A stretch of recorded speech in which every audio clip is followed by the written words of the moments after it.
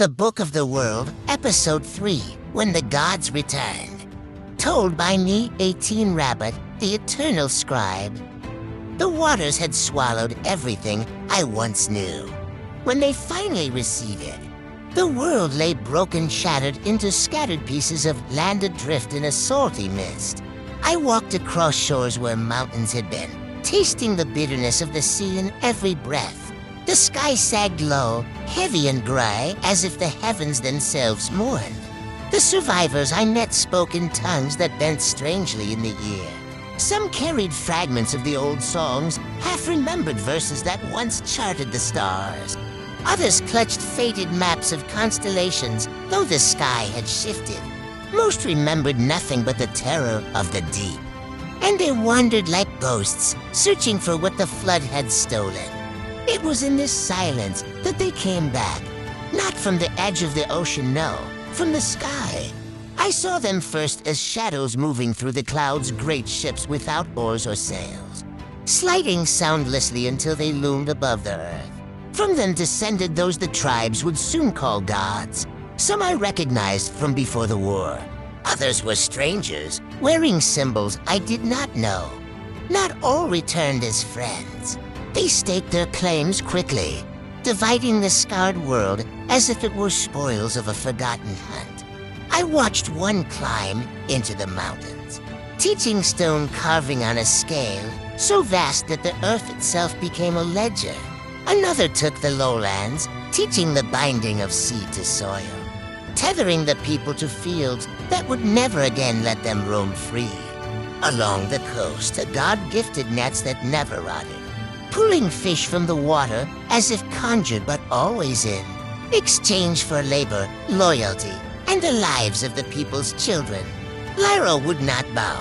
She moved like wind through the camps, whispering truth. They are not gods. They are flesh like us, flawed like us. She carried the old tongue in secret, planting it in the minds of children as seeds for a future they could not yet imagine. As for me, I took up the burden of the crystal tablets. Through jungle heat, desert dust, and mountain storms, I carried them. Wherever I stopped, I carved the sign of the 7 thrones. It was not decoration, it was a memory. A reminder to the people that once, long ago, they had ruled themselves. But the gods were quick builders. Their cities rose like teeth from the earth's ziggurats that clawed at the sky. Pyramids aligned so perfectly with the heavens that even the seasons bowed before them. Their faces hid behind masks of gold, so the people would never see the change of generations. Immortality was an illusion, but illusions are powerful weapons. Beneath their rule, a shadow network grew. Orion moved between the false kingdoms, carrying messages stitched in the folds of his cloak. Aita taught in secret healing, the charting of stars, and the written word for those who dared to remember. The gods did not see knowledge as a gift. To them, it was rebellion. And rebellion, they said, was a sickness.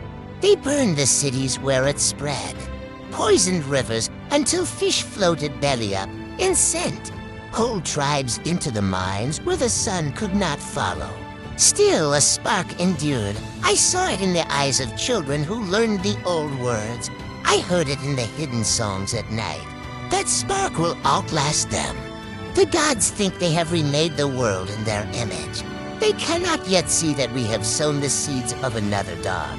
In the next telling, I will speak of the great migration when the people scattered to every corner of the earth, carrying both the blessings and the curses of those who claim to rule us.